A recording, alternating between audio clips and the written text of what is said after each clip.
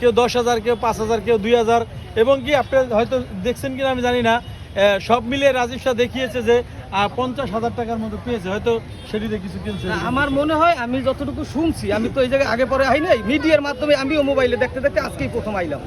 তো আসার পরে আমি যতটুকু শুনছিলাম যে ওনার কাছে 20,000-এর মতন না কত টাকার মতন জানি আইছে, এটা আমি আজকে মিডিয়ার এই মাধ্যমে মোবাইলেই শুনছি। শুনে তো উনি এইটা দিয়ে জায়নমাজ কিনছে, উনি যাবতীয় টেরাং মেরাং যে যা লাগে বা উপরে ত্রিপল যা যা লাগছে এগুলোই কিনছে।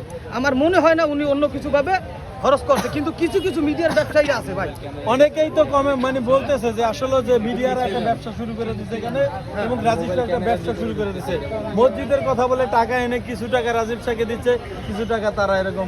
এটা আমার মনে হয় যদি কেউ ভুল মনে করিয়া যে টাকা পয়সা এখনই দেওয়া ধরে বা দেয় সহযোগিতা করে, অনেকেই দিচ্ছে এরকম। সে ভুল করবে। আর রাজীব শাহর পক্ষে, রাজীব শাহর ভাবে বা তার ফান্ডে এটা যায় না।